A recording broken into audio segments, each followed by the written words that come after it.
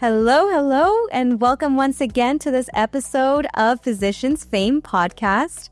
My name is Dr. Erika, your IMG mentor, and today we have a very distinguished guest with us. We have Laura Gómez. Hi. Hello, Laura. Thank you so much for joining us today. Thank you guys for inviting me. It's a pleasure to be here. And so if you don't mind sharing a little bit about yourself, you are a medical student, correct? Yes, back in Mexico City. What year are you pursuing? I am in third year. I'm fifth semester. Fifth semester, third year. Nice. And what specialty are you pursuing? I'm pursuing psychiatry. Psychiatry. Nice. That's amazing. And is psychiatry something you've always been pursuing, or is it kind of maybe... I have wanted to be a doctor since I was like 4 years old. And I was amazed by like the brain and how it works since I was like 6. And I always know that I wanted to be something really related with that. And psychiatrist I have been wanted to since I was like 12 years old, I think. Wow, that's amazing. And so it's really been a lifelong journey. And I know you're currently, and I said your fifth semester, you already started your clinical rotations, correct? Yes, I have. That's so exciting. Which have you done so far? I have done, I started with trauma and orthopedics, then neuro, and I am currently in psychiatry rotations. Your favorite? Yeah, my favorite. It has been my favorite. That's amazing. And again, relating to your coursework and everything, how's the medical curriculum like over in Mexico? If you don't mind giving us a rundown for people who don't know what the curriculum is like over there, from start to finish, from finish to start, how is that usually like? Yeah, it's similar to the U.S. curriculum. You depending on the activities you have, like in school, out of school, and also if you have done research. Research is way too important for curriculum because it's not just entering to the residency or passing your exams. It's just about how good your curriculum is. Like how many research on articles have you posted and... Wow. And have you done any of those, if you mind me asking? I'm actually working... Kinda. It's totally... They accepted our project in publish of oncology in Mexico. Like my group of friends, and we like in a, how do you say it, like revista? Oh yeah, like a journal. Yeah, thank you. A journal in our school that makes of oncology. We chose like urgency on oncology in pediatrics. So we're working on that article and we hope that it gets published. Oh my gosh, no, that's exciting. I really do hope you get it published. So let me know, keep me posted, everybody posted. That way we can celebrate, because I think publishing is such a big deal. It's such a process. And, for those who are not familiar with research and publishing, how was that trajectory like? It depends. If you have connections and if you are like in an organizations of research, but it definitely depends. Most of the times is a doctor that pulls you and that, pulls you in that, that field. Mm-hmm. So, I think it's more about you searching for someone that pulls you in. Like a mentor, right? Yeah, like a mentor. Okay, definitely. Got it. And, do you do that at a certain point in your medical school education? Can you start off at any time? Yeah, it depends. You have to look out for, a doctor that it published things. And it depends, like, if they want you to work with them or not. Right. Yeah. And our school does have, like, a program, Investiga, it's called, of that students join and they can publish some articles. Oh, no way. So it's like a student research group. It's like a student research school, but you work with actual doctors and actual organizations and actual investigations. So it's a very collaborative research. It's people of all levels. That's nice. Yeah, so cool. It's good. And so again, you can do that at any point of your medical education, whether you're just starting or well, it's while you study in our university. Yeah, and you can start since first semester, I think, and you can go on. But yeah, you have to take some steps to get in. Ah, okay, got it. Well, like every application process, right? Yeah, gotcha. Yeah, because I know for example, for me, you can do research on your own behalf at any point of medical school, but there comes a point later on before, as didactics are ending, but before rotation starts, you do have a research course, and so I wasn't sure if it was something similar like that. But nonetheless, I think it's really cool that it's another opportunity for everybody to get involved, right? Yes, an opportunity to have a good curriculum. Yes, no, because that's super important, right? Super important, yeah, because that's how you present yourself to the hospital if you want to get to the residency. No, definitely. And with regards to, again, hospitals and residency, I know you're pursuing psychiatry. Is there any particular area in psychiatry that you're interested in? Yes, actually, I want to do a subspecialty in child and teenagers. Because I'm so interested in that. So yeah, I want to do that. Child and adolescent. Yeah. No, that's so cool. And are you also going to be integrating that into your curriculum of rotations, or what's the plan there, if you don't mind me asking? I mean, you can't do that while you study. Like for example, in my semester, I had the fortune to have a doctor that it's by the psychiatry. So I saw a lot of kids, and I said, I love this. I wanted to work with them. But some of the hospitals don't have like that option. I have the fortune to be. Yeah, no, definitely. That's so amazing. And did you want to pursue child and adolescent psych because of that physician, or because I know you've been wanting to do psych for a while, but child and adolescent, was that after that rotation or was that before? No, it was before. Before it was because I was like, I wanted to do something else to be I knew that I wanted to study something extra. Yeah. But then I know that I wanted to, because child and adolescents are the only subspecialty they do in psychiatry. So I knew I wanted to study that. But when I rotated in that specific field, I knew I was going to do that. Gotcha. No, that sounds really fun, especially working with the kids. I don't think, it's never a dull day. There's so much fun to work with. Yeah, I think this more stressful situations I saw, it was with the parents. Yeah, with the kids. The kids were amazing. The parents were a handful sometimes. Oh, yeah, because they're the ones who have to account for the children, understandably so, yeah. But even then, it's still a really nice specialty, nonetheless, right? And what other, I think you mentioned you were also doing trauma, is that correct? And ortho? Yeah. How are those rotations like? It was so amazing, the question, like my decision to be a psychiatrist. It was an option back when I was rotating, because it was like so interesting. The surgeries were amazing and so like gross watching. And no, it's totally fine. It's all good. It's totally understandable if you weren't feeling it or anything. It's just a different feel. Yeah. So if it is a little icky, it's totally fine. I mean, I love them, but they were so impact to watch. Like, yeah. No, definitely. They can totally be impactful. It's a strong field, definitely. All of them are, but in their own regard, respectively. Yeah. So no, I totally get what you're saying.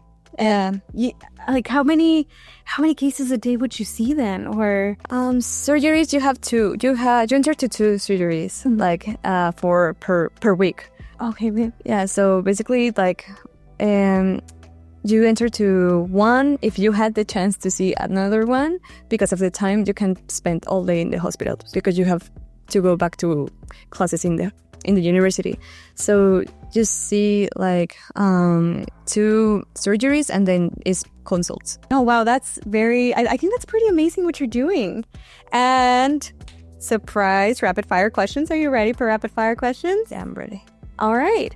What is your favorite hangout spot? I would say it's my house. I live in my house and I love inviting friends and being in my sofa all day. Definitely, I feel that. And do you have a favorite movie? It's I don't know the English name. It's Silencio de los Inocentes. Sí. One of Hannibal Lecter. Oh, Silencio de los Inocentes. Yeah, like something. It's something with lamp in English. Like the silence of lambs. Yeah. No way. No, I love that one too. Nice. And what are your favorite weekend activities? My favorite definitely sleeping and reading. And listening to music. Like I love those. If you could be anywhere in the world right now, where would you be? My bed. I miss my bed so much. Yeah. No, I totally get it. I understand. What is your favorite dish to cook? I don't know how to cook. So, yeah. What is your favorite order to order? Oh, definitely pasta. Delivery pasta. Order. Nice. Pasta Alfredo is my favorite. Pasta Alfredo? Yeah. Oh my gosh, that's delicious. I love that. If you won $1 million right now, what would you spend them on? You only have an hour to spend though. I just an hour. Okay, I just won $1 million. You only have an hour to spend. Yeah, I would say a car, maybe. What type? I don't know. I'm not a car person, but definitely a car. And books. I think, and makeup. Yeah. Yes, of course, definitely. I think that seems like a pretty good variety of expenses. Yeah. No, I love that. Thank you. I think those are some pretty good rapid fires. And again, more questions. I've pretty much asked you right now about Laura in school. What about Laura outside of school? Outside of school, I tend to do pretty much nothing. Like, this semester has been so stressful and so, like, time-consuming. But I usually I like to go out with my friends, with my family, spend time with my sister, and read and sleep and watch a lot of series. Gotcha. Like what kind of Netflix or? Yeah, really? Really. I mean, I see a lot of series of medical, of mystery, of documentals. So I do have a variety. Yeah. I'll be honest with you. I'm not much of a Netflix streaming individual. So if I was to start from scratch, which I probably am, what are some series I should check out, Laura? Definitely Brooklyn Nine-Nine. It's my favorite of all times. It's so funny. It's so catching. Nice. What's that one about? It's actually a comedy series about police department of New York. Oh, so yeah, it's pretty fun to watch. Mm-hmm. And then aside from that one, what other couple series I should check out? A couple series, definitely. My favorites are Dr. House. Mm-hmm. I mean, I love how he just is the most like antisocial person ever, and he's a doctor.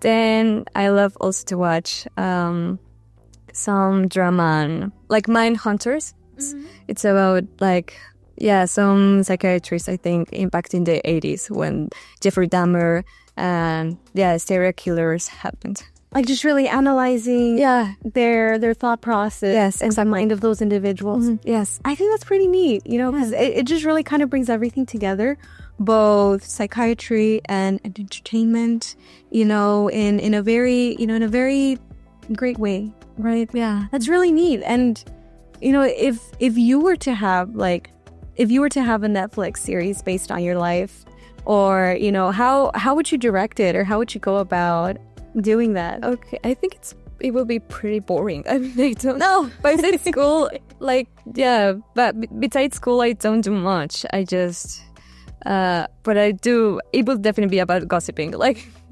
it's like my favorite activity, like gossip. Like, would it be like Gossip Girl? Like if Grey's Anatomy and Gossip Girl kind of had a baby? Yeah, like a medical Gossip Girl. Yeah, I think I think it'd be like a really good one. Yeah, maybe. Mm-hmm. And would you have who would be like of the celebrities that are out and about right now? Who would you want to play Laura?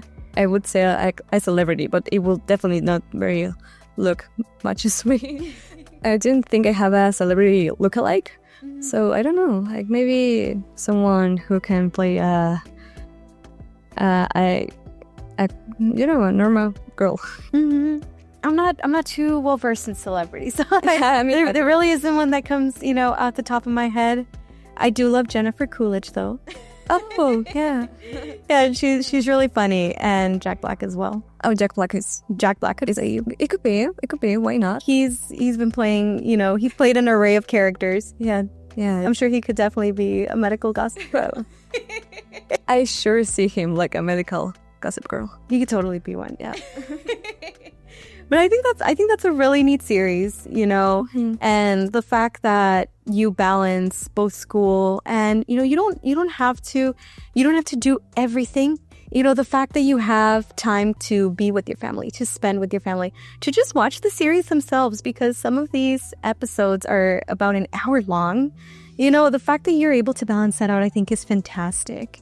And aside from watching Netflix and, staying at home, relaxing, because I understand, I love doing that too. What other things do you like to do? I mean, I do love spending time with myself.